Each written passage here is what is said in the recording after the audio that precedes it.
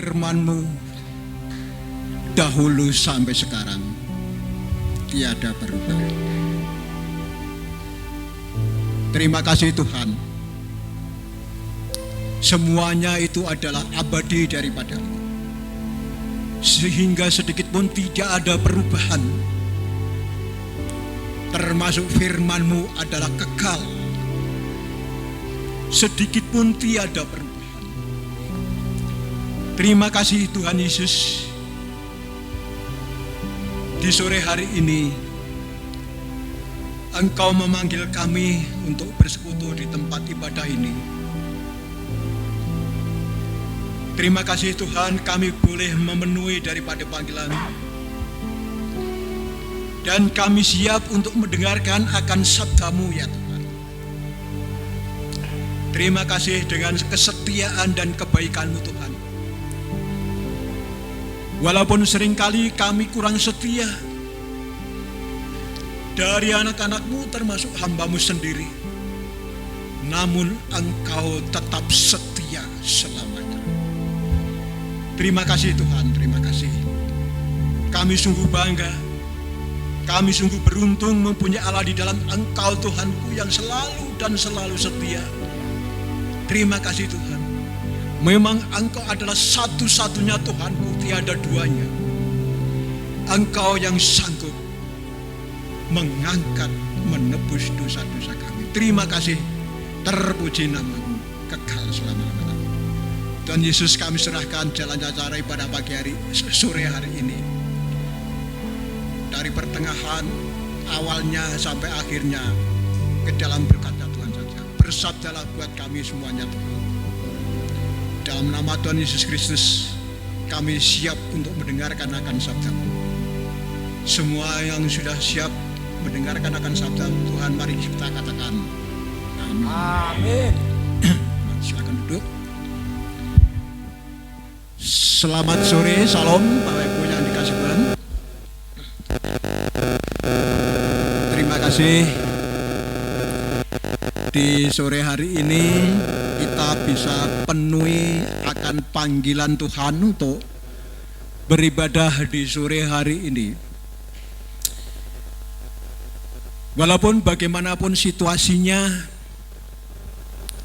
dengan panas yang terik, tetapi sore hari ini sudah mulai berkurang, sehingga mudah-mudahan kita bisa nyaman untuk mendengarkan akan sabda Tuhan. Amin.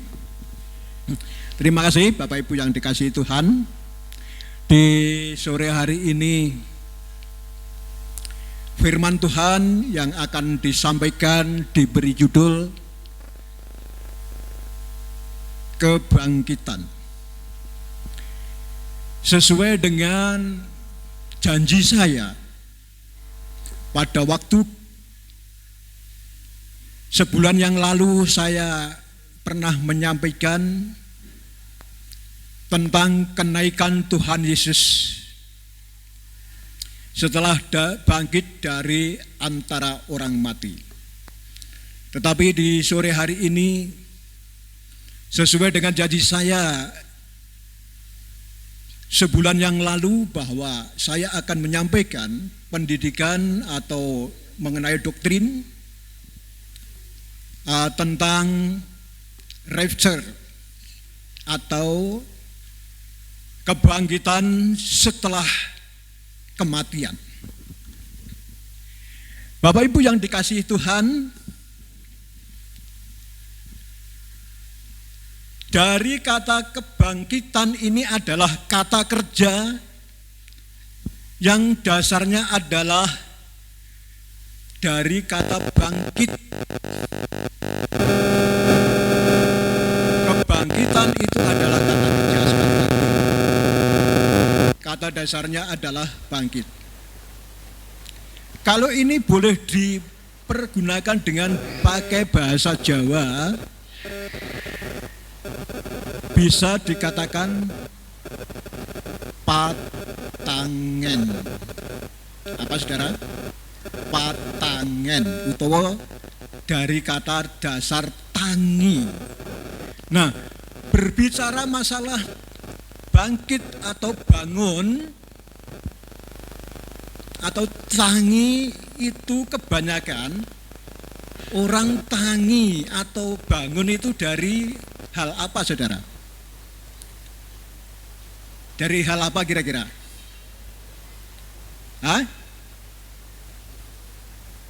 Yang keras coba, kurang dengar. Dari tidur, ya. Bangun tidurku terus. Saudaraku yang dikasihi Tuhan, kita akan lanjutkan ya mengenai rapture ini. Ya, mungkin beberapa bulan yang lalu juga kita sudah mendengar khotbah tentang yang namanya kebangkitan daripada Tuhan Yesus setelah dari kematian. Entah siapa yang membawakan, saya pada waktu itu tidak ada ya, mohon maaf. Mungkin yang disampaikan sudah begitu terinci daripada kebangkitan Tuhan Yesus untuk apa itu. Tetapi ada inti yang lebih penting yang perlu sore hari ini saya sampaikan, yaitu adalah bangkit dari Tuhan Yesus itu, yang mana kebangkitannya dari antara orang mati itu adalah menjadi yang sulung atau yang pertama kali antara manusia bangkit dari antara orang mati. Itu diawali atau Tuhan Yesus itu adalah menjadi yang sulung atau yang pertama. Setelah itu nanti baru manusia, setelah Tuhan Yesus itu bangkit, manusia lalu dibangkitkan dari antara orang mati. Saudaraku yang dikasihi Tuhan, dari pembelajaran orang Kristen ya, diajarnya mengenai kebangkitan setelah kematian. Saudaraku yang dikasihi Tuhan, mati ya, mati itu adalah, kalau orang Jawa sering kali memakai bahasa orang yang sudah mati itu, bahasa halusnya adalah tilar dunyo. Nek bahasa Indonesia adalah meninggal dunia. Allah ngono ki wis ngerti Pak aku ya. Ini untuk mempermudah daripada perenungan kita, saudara. Tetapi bagaimana daripada ajaran Tuhan Yesus yang namanya mati ya. Mati kalau bahasa manusia itu adalah orang yang sudah tidak bernyawa, tidak bernapas. Ora ambekan. Basa Jawa sing halus, pisaing raga kelawan sukma utawi nyawa. Iku sing diarani mati. Tetapi bagaimana akan ajaran Tuhan Yesus yang pernah disampaikan kepada murid-muridnya? Kematian secara manusia, tetapi di hadapan Tuhan Yesus pernah disampaikan kepada murid-muridnya pada waktu dimintai tolong oleh Marta dan Maria ketika Lazarus sakit. Diminta supaya datang ke rumahnya untuk mengobatinya, tetapi memang disengaja oleh Tuhan Yesus 2 hari tidak hadir untuk memenuhi panggilan permohonan daripada Marta, supaya apa? Ada pernyataan kealahan daripada Tuhan Yesus, bukan kealahan ya, kealahan daripada Tuhan Yesus di tempatnya Maria dan Marta. Pada waktu itu dari sakit kerasnya Lazarus mati secara manusia, tidak bernyawa, tidak berambekan, tidak bernapas ya. Tetapi pada waktu itu Tuhan Yesus menyampaikan kepada murid-muridnya apa yang dikatakan. Lazarus sedang tidur.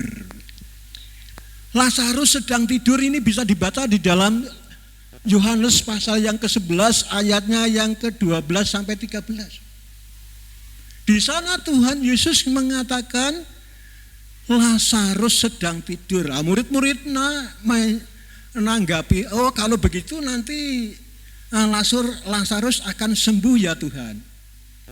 Tetapi tidak tahu yang dimaksud oleh Tuhan Yesus dalam arti tidur itu adalah mati itu tadi, saudara.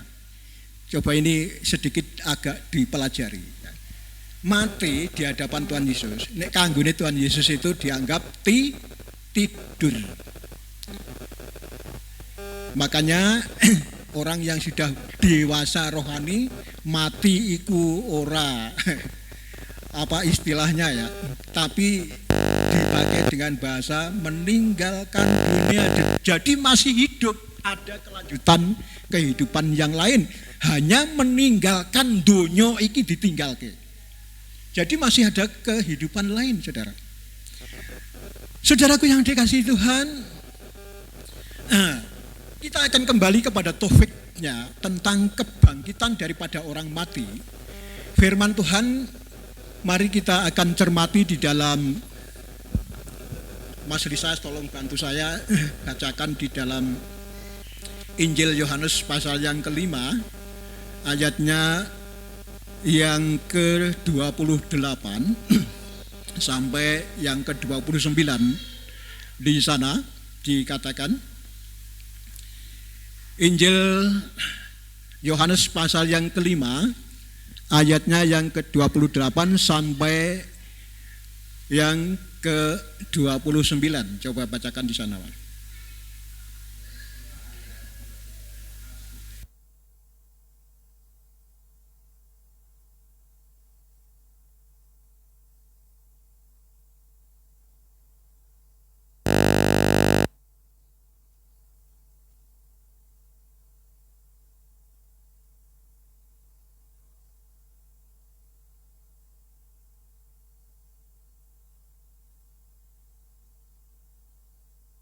Mari kita perhatikan di ayat yang ke-29, saudara. Ini, dan mereka yang telah berbuat baik akan keluar dan bangkit untuk hidup yang kekal, tetapi mereka yang telah berbuat jahat akan bangkit untuk dihukum.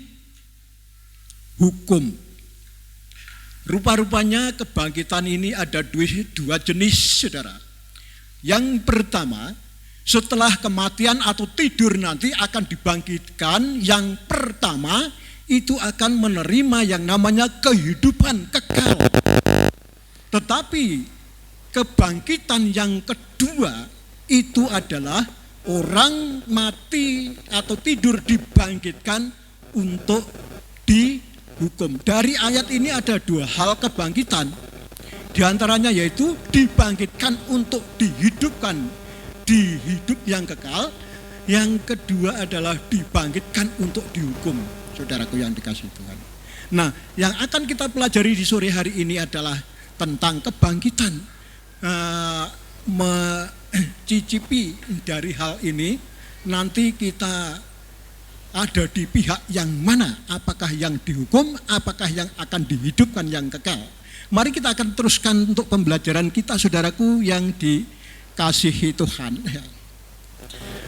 Dibangkitkan untuk dihidupkan itu adalah orang yang benar, saudara. Orang yang benar dalam arti di sini adalah orang yang memberlakukan akan firman Tuhan, yang mendengarkan akan firman Tuhan dan kebenarannya di dalam firman Tuhan ini dilakukannya, itulah yang dianggap orang yang benar di dalam Tuhan. Karena di sini tadi ada dua, orang jahat dan orang benar. Yang pertama akan kita pelajari di sini adalah orang yang akan diberi hidup yang kekal adalah orang yang benar, saudara. Kebangkitannya orang yang jahat yang akan dihukum. Nah, Bapak Ibu yang dikasihi Tuhan, kita akan belajar terus, saudaraku yang dikasihi Tuhan, tentang kebangkitan antara yang akan dihidupkan dan yang akan dihukum itu tidak bersamaan waktunya, ora bareng. Patangene wong mati, wong sing lagi turu ning nggone kuburanku mengko yen bakal ditangekke ora bareng wektune, selang 1000 tahun waktunya. Tetapi yang pertama dibangkitkan adalah orang-orang yang benar, yang memperlakukan kebenaran yang ada di dalam firman Tuhan ini. Orang yang benar-benar setia memperlakukan kebaikan dan kebenaran daripada firman Tuhan itulah yang nanti akan lebih dulu dibangkitkan. Pada waktu dibangkitkan itu akan memerintah bersama-sama Kristus selama 1000 tahun, saudara.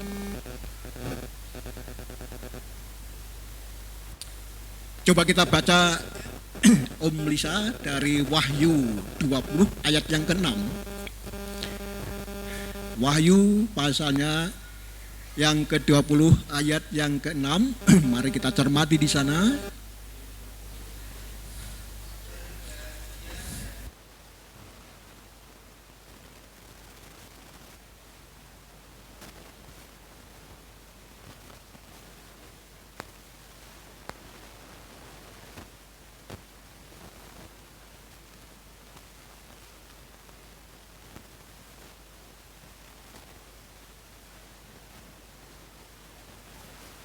Amin. Akan saya ulang dengan pelan-pelan untuk berikutnya ya. Berbahagialah kebangkitan. Maaf. Kitab manualnya cilik-cilik tulisannya. Berbahagialah dan kuduslah ia yang mendapat bagian dalam kebangkitan pertama itu. Kematian yang kedua tidak berkuasa lagi atas mereka, tetapi mereka akan menjadi imam-imam Allah dan Kristus, dan mereka akan memerintah sebagai raja bersama-sama dengan dia besar adalah Tuhan Yesus Kristus 1000 tahun lamanya, saudaraku. Nah, kalau begitu Pak, yang mana orang-orang yang jahat yang sudah mati, keadaannya bagaimana? Masih tertidur di dalam kubur. Selama belum habis waktu 1000 tahun oleh orang yang benar yang sudah dibangkitkan, orang-orang yang jahat yang sudah mati itu masih dalam keadaan tidur di kuburan, belum dibangkitkan.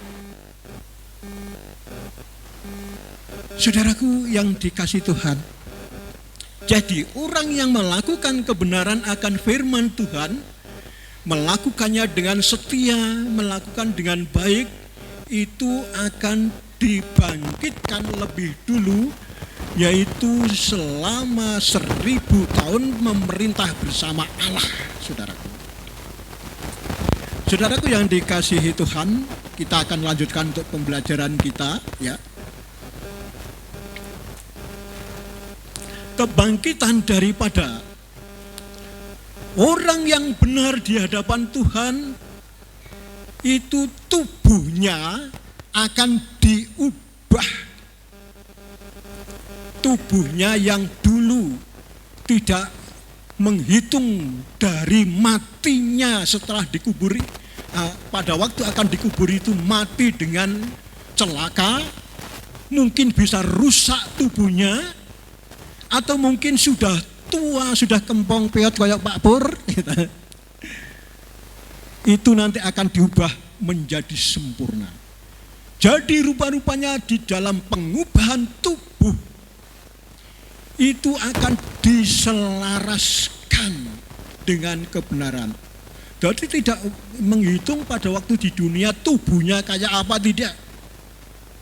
Yang dulunya matinya karena sudah tua, rambutnya sudah beruban putih semua seperti Pak Pur ini.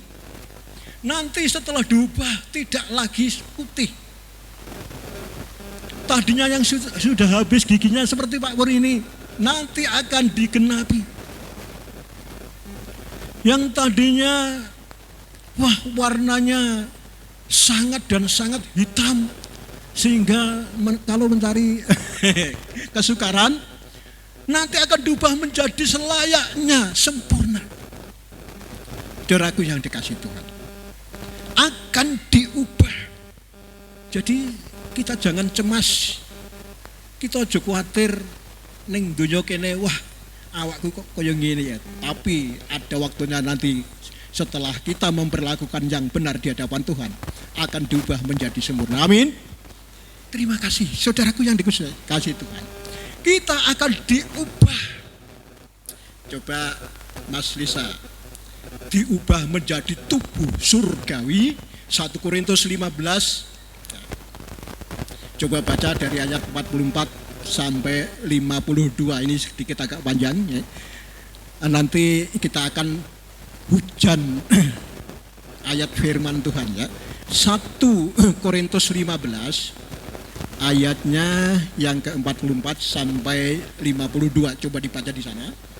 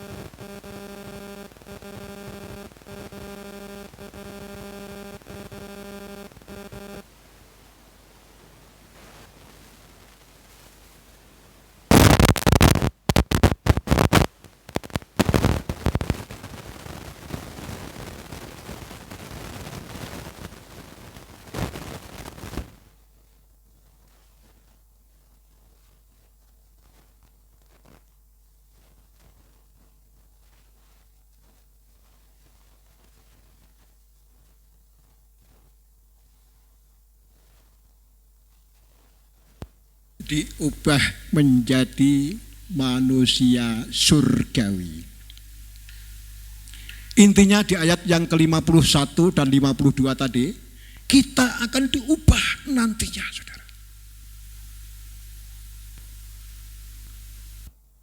Saudaraku yang dikasih Tuhan, inilah yang harus kita cermati. Jadi kita jangan khawatir situasi pada waktu masih fana, masih di dunia ini. Tetapi kalau nanti tubuh kita yang sudah tidak layak, yang sudah rusak, yang sudah hancur, setelah dikubur nanti setelah kebangkitan akan diubah menjadi tubuh surgawi, menjadi tubuh yang sempurna, yang layak di hadapan Tuhan, yang mana nanti akan memerintah bersama Tuhan 1000 tahun lamanya. Saudaraku yang dikasih Tuhan, itulah pembelajaran kita lebih lanjut, saudaraku yang dikasihi Tuhan. Coba kita lanjutkan di dalam Filipi pasalnya yang ketiga ayat 20 sampai 21. Ya, coba kita akan masuk ke dalam Filipi pasal yang ketiga ayat yang ke-21. 20 sampai 21.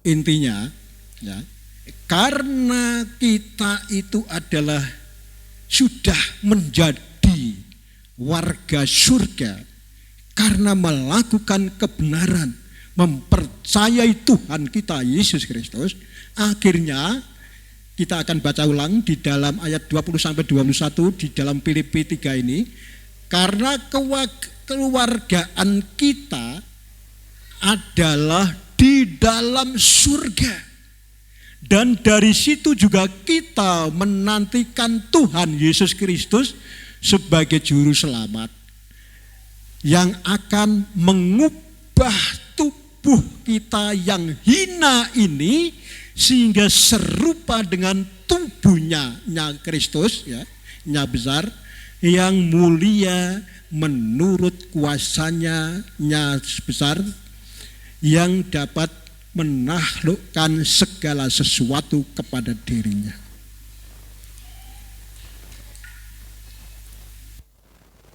Kita akan diubah seperti tubuhnya Kristus, diubah menjadi kebenaran yang sejati.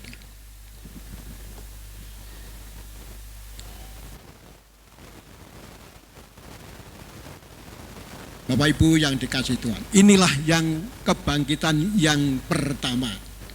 Nah, saudaraku yang dikasihi Tuhan, kita setelah diubah, ya, menurut Filipi, menurut 1 Korintus tadi, kita itu yang mana yang akan diubah itu orang yang benar kayak apa?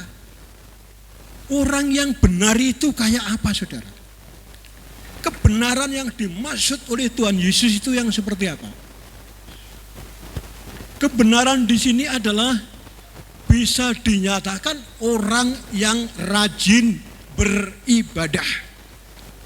Coba kita akan pelajari tentang ibadah, saudara. Pengetahuan panjenengan sami, ibadah itu gimana? Ibadah itu apa? Mungkin ada yang banyak berpendapat menurut agamanya masing-masing, kalau orang Kristen sering dan sregep datang ke gereja mendengarkan akan sabda Tuhan.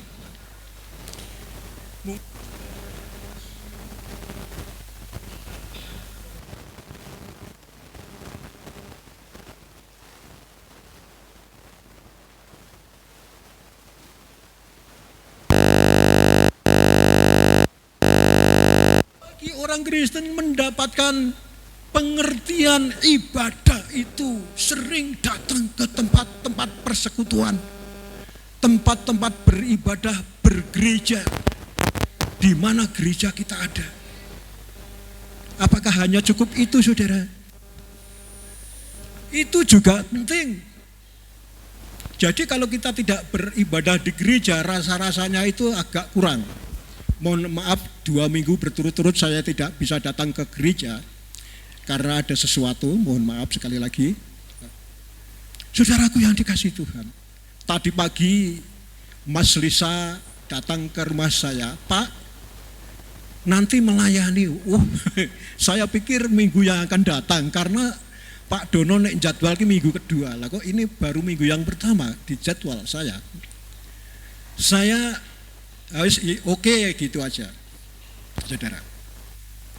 Setelah itu saya tidak langsung persiapan, tetapi saya karena kemarin kecapean, saya istirahatkan tubuh saya jalan-jalan dulu. Setelah pukul 10 saya baru persiapan untuk akan firman Tuhan yang sore hari ini disampaikan saudara.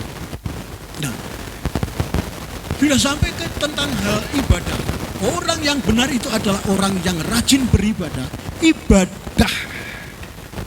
Di samping kita sering datang ke tempat ibadah untuk berbakti, untuk mendengarkan akan sabda Tuhan, tetapi ada yang lebih penting, lebih sejati, lebih sempurna. Apa itu, Pak? Ibadah yang sejati. Coba baca Roma 12 ayat 1 Mas Lisa. Nanti disambung Yakobus 1 ayat 26 dan 27.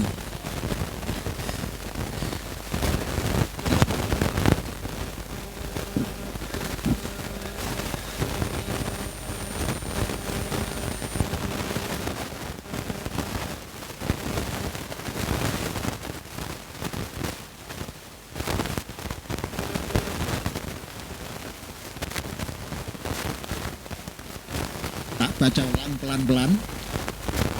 Karena itu saudara-saudara, ya, demi kemurahan Allah aku menasihatkan kamu supaya kamu mempersembahkan tubuhmu, ya, sebagai persembahan yang hidup, yang kudus, yang berkenan kepada Allah. Itu adalah ibadahmu yang sejati. Ibadahmu yang sejati adalah mempersembahkan tubuhmu kepada Tuhan. Ini adalah ibadah yang sejati. Mempersembahkan tubuh kita kepada Tuhan itu merupakan ibadah yang sejati. Lah bentuknya kayak apa, Pak? Persembahan yang sejati itu. Ibadah yang sejati berbentuk tubuh kita persembahkan kepada Tuhan. Ini harus ada sifat-sifatnya. Sifat ibadah yang sejati sehingga menjadi sempurna. Ayo saya. Yakobus 1 26 sampai 27.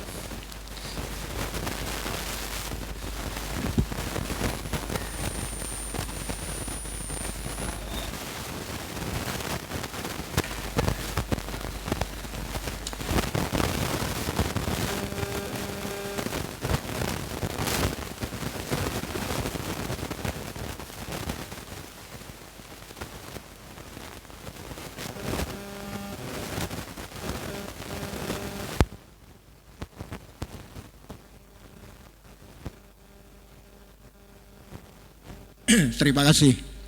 Itu adalah ibadah yang sempurna. Tadi yang dibaca Mas Lisa di dalam yaitu ayatnya yang ke-26 sampai yang ke-27, yang mana saya akan ulang. Jikalau ada seorang menganggap dirinya beribadah tetapi tidak mengekang lidahnya, ia menipu dirinya sendiri, maka sia-sialah ibadahnya. Coba ini perhatikan. Sregepon ning gereja, sregepon ndongakno sabdane Gusti,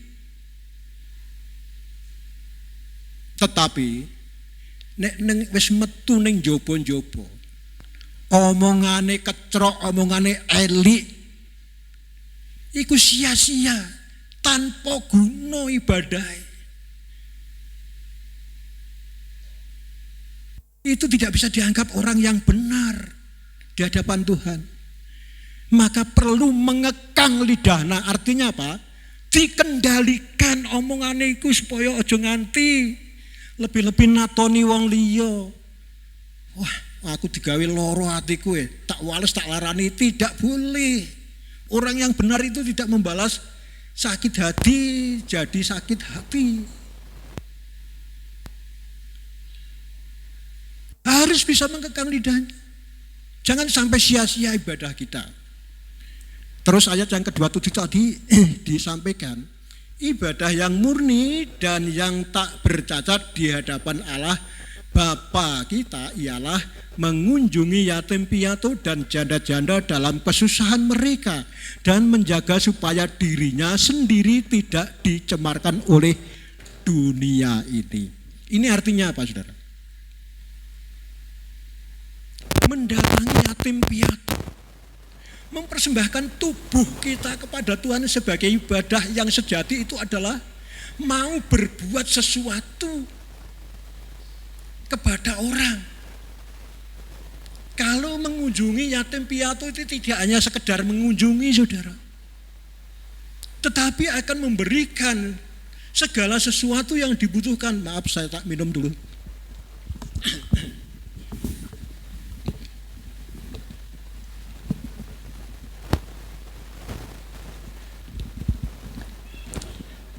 Coba kita perhatikan keberadaan yatim piatu. Keberadaan yatim piatu lebih-lebih kalau masih di balita. Ya. Yatim piatu kita sudah tahu bahwa tidak berbapak, tidak beribu. Lebih-lebih kalau masih balita, itu balita yatim piatu itu sebetulnya itu masih mempunyai rasa ingin disayang ayah dan ibu. Ingin rasa disayang ayah dan ibu.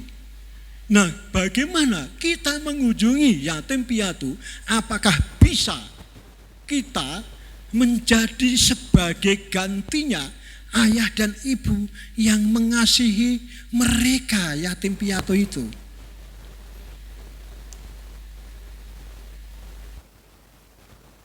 Saudaraku yang dikasih Tuhan, ini nanti masih ada kelanjutannya. Jadi ini yang tentang yatim piatu.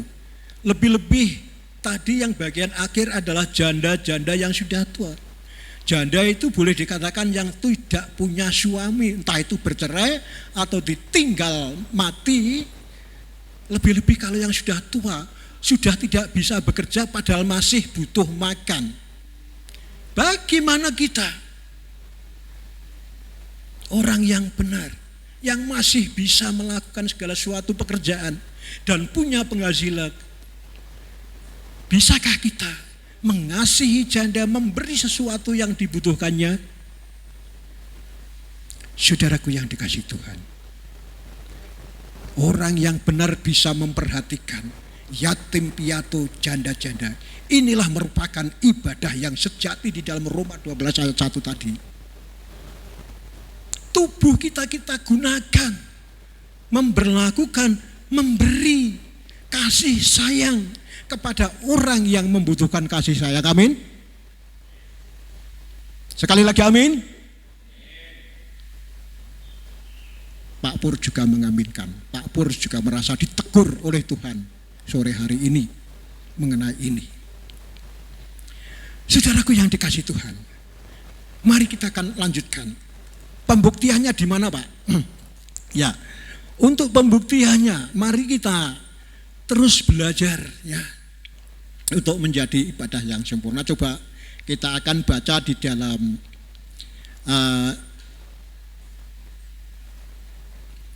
Yohanes 3 ayatnya yang ke-17. Yohanes 3 ayatnya yang ke-16, coba Mas Elsa. 1 Yohanes 3 maksudnya. 1 Yohanes 3 ayatnya yang ke-17.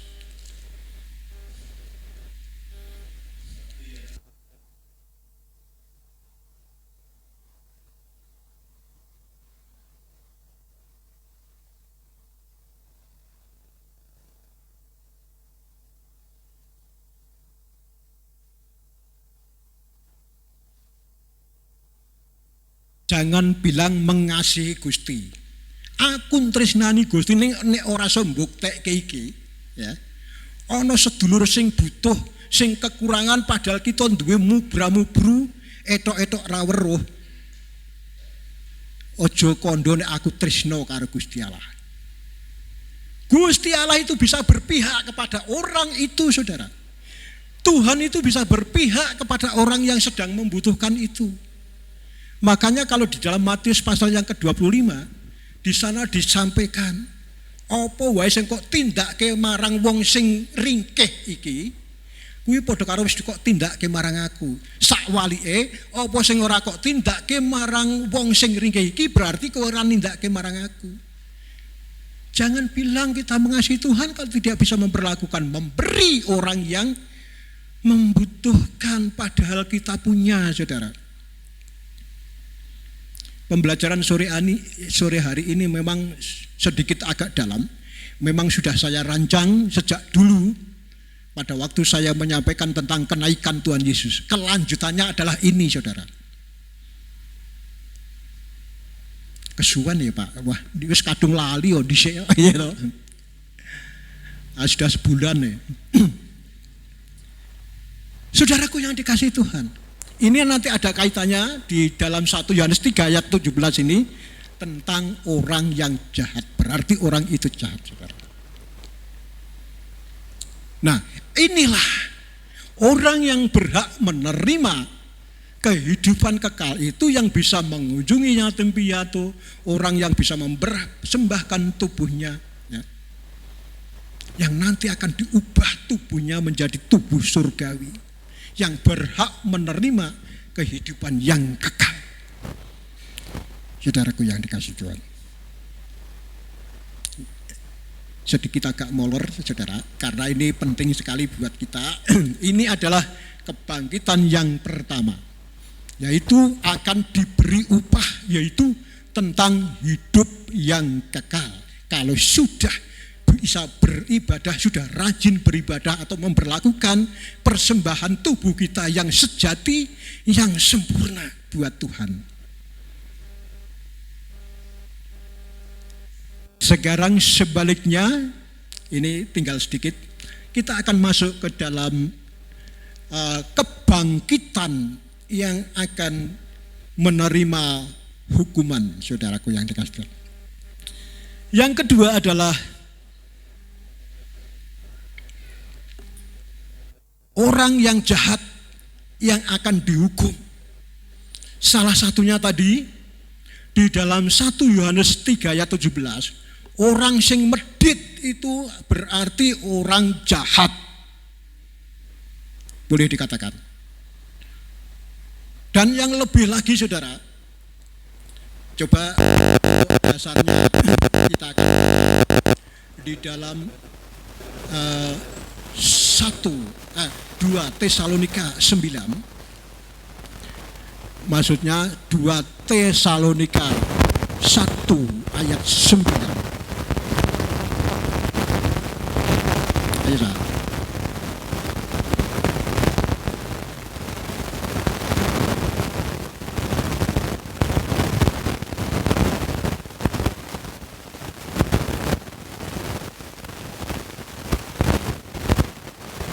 Mereka ini akan menjalani hukuman kebinasaan selama-lamanya, dijauhkan dari hadirat Tuhan dan dari kemuliaan kekuatannya. Mereka akan dijauhkan dari Tuhan. Mereka akan dihukum oleh Tuhan. Nah, bentuk hukumannya kayak apa, Pak? Nanti di dalam pembelajaran. Orang yang jahat ini mereka akan dihukum. Orang yang jahat itu seperti apa? Yang kelakuannya seperti iblis atau setan. Yohanes 8 ayat yang ke-44, coba di sana. Ayo.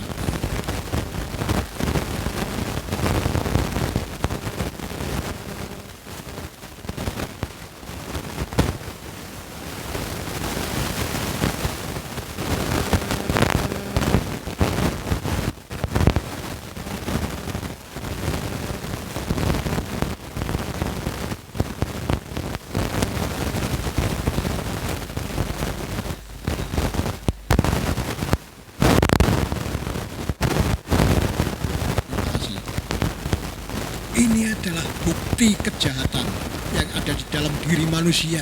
Itu memperbapa iblis atau jadi anak iblis. Wong sing jahat kuwi, maka banyak orang mengatakan dasar anak iblis itu orang yang kelakuannya seperti ini tadi. Iblislah yang menjadi bapamu dan kamu ingin melakukan keinginan-keinginan bapamu. Ia adalah pembunuh, ya, tukang mateni sejak semula dan tidak hidup dalam kebenaran. Orang urip sakjroning kebenaran atau firman Gusti. Aduh, Allah sabdane Gusti ki apa? Ngatek. Allah Pak khotbah nganti lambene entek ya karepe ora tak rungokke. Saudara. Tidak begitu. Itulah adalah orang yang jauh dari kepada kebenaran. Ya. Tidak hidup dalam kebenaran sebab di dalam dia tidak ada kebenaran. Ora ono. Sabdane Gusti, wong sing nglakoni jahat iku ora ana sithik wae sabdane Gusti sing cementel ning atine ra ono. Wah, khotbah mau apa ya? Ah, lali. Khotbah mau apa ya? Apa koyoke kebangkitan. Lali. Ora cementel kok sithik-sithik kok. Mergo apa? Alah aja dungokno iblis sing mbok anggap bapakmu kuwi. Aja dungokno khotbahe. Nggo apa? Kowe nek rambut gaya ora mangan lho. Iki adalah kuasa iblis. Maka kita dijadikan anaknya iblis. Iblislah yang menjadi bapakmu. Saudara. Tidak hanya itu, salah satunya contoh lagi, wong sing medit iku klebu wong sing jahat. Tadi yang sudah kita pelajari tadi.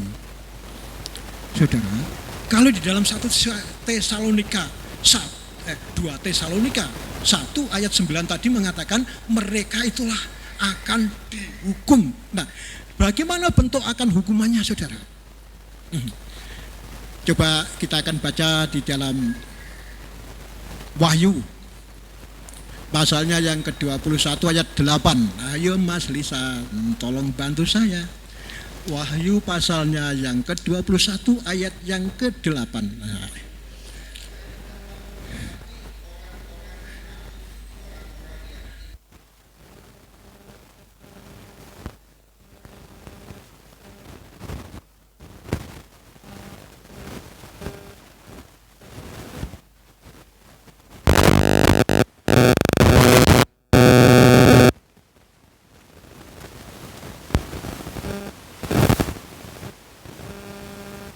Akan dimasukkan hukumannya ini, ya, dimasukkan ke dalam api yang menyala-nyala alias neraka jahanam.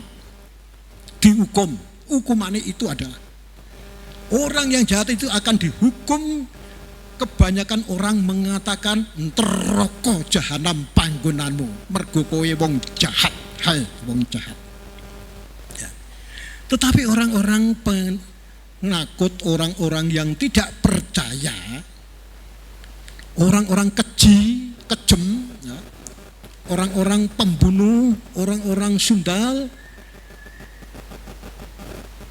Ini apa artinya? Pembunuh dan orang-orang sundal ini apa artinya? Pembunuh itu bisa membunuh karakter seseorang, mateni jangkae liyane. Pamane ono dagang, wah disalahi. Ono nandur disalahi pamane. Iku juga termasuk pembunuh. Terus orang-orang sundal seperti apa? Orang-orang sundal itu adalah yang percaya dengan selain Tuhan. Misalnya mitos. Kita percaya mitos-mitos itu berarti orang Sunda. Percaya jarine padahal di Alkitab tidak ada. Itu juga Sunda. Menyembah brahala luweh-luweh kok njaluk pesugihan. Lebih bersundan. Itu nanti hukumane dilebokne ning neraka jahanam. perbandingan aja. Wahyu 20 ayat 13 sampai 15. Perbandingan.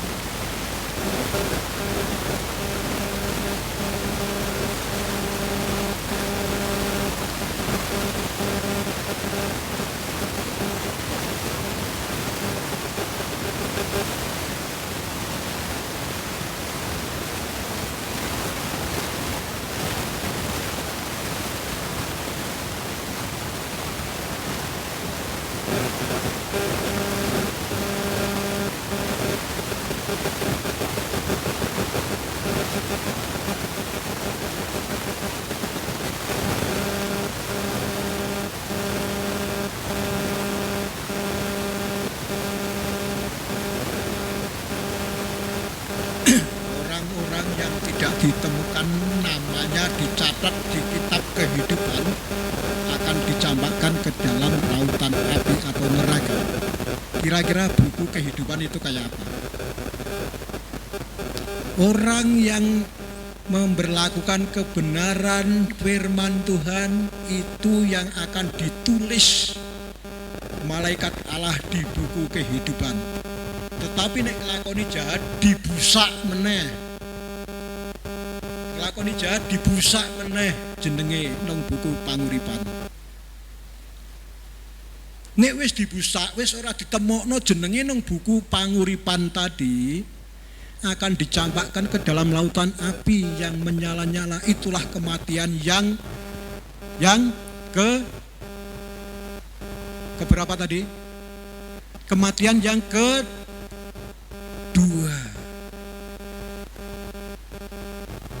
Saiki gampangane ngene. Nek wong jahat ki urip pisan, matine ping pindho. Eling-eling, nek wong jahat kuwi uripe pisan, matine ping pindho. Urip ning alam donya iki terus mati pecate raga karo sukma, terus mati sing ping pindho dilebokno neraka. Dong nggih? Amin. Ana wong Kristen pripun, Pak? Wong Kristen sing memperlakukan kebenaran khususnya itu matine pisan ning uripe pindho. Pertama hidup di dunia ini, urip ning dunia iki, terus mati turu, terus mengke diuripno nang jaman kelanggengan hidup kekal. Itu adalah orang yang benar di hadapan Tuhan. Saya tidak katakan orang Kristen. Katakan orang yang benar. Orang yang benar di sini tercantum percaya pada Yesus, memberlakukan dengan firman-Nya, tidak medit, tidak memperbapa iblis dan sebagainya. Itu adalah orang yang benar di hadapan Tuhan. Amin. Kok kita durapati nompo. Ya, mudah-mudahan Roh Kudus akan memperjelas lebih dalam lagi buat kita. Jadi ini adalah kebangkitan. Kita sudah belajar kebangkitan yang pertama, orang-orang dihidupkan memerintah 1000 tahun bersama Tuhan.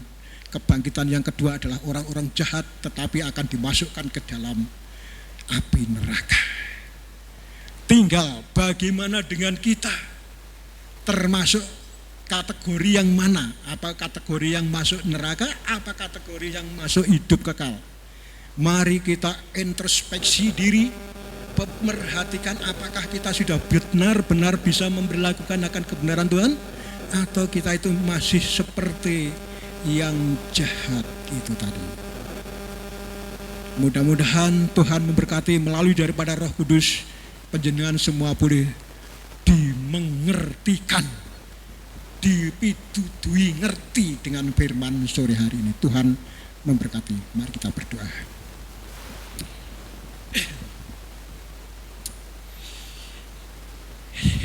Ya, terima kasih Tuhan. Firman-Mu sore hari ini mengajarkan tentang kebangkitan. Ada dua hal kebangkitan. kebangkitan yang pertama dan kebangkitan yang kedua. Tuhan, kiranya Engkau berkati setiap kami yang sudah merenungkan akan firman Tuhan ini. Setelah merenungkan firman-Mu ini akan memberlakukannya sesuai dengan kebenaran-Mu, sehingga kami tidak kategori orang yang jahat, supaya kami termasuk kategori orang yang benar di hadapan Tuhan, sehingga memperoleh hidup yang kekal. Untuk itu Tuhan, berilah buat kami kemampuan supaya kami bisa memperlakukan kebenaran yang daripada-Mu itu Tuhan. Engkau berkati semuanya saudara-saudara kami yang sudah mendengarkan akan firman Tuhan sore hari ini. Kiranya semua diberkati. Haleluya, hamba-Mu sudah berhenti berkata-kata, tetapi Roh-Mu yang kudus yang akan menguraikan lebih detail lagi di dalam hati kami. Terima kasih Tuhan, terima kasih. Hamba berserah, berdoa dan bersyukur di dalam nama-Mu yang kusembah, yang kupuji, di dalam nama Tuhan Yesus Kristus. Hamba berdoa dan bersyukur. Semua yang sudah diberkati firman Tuhan, mari kita katakan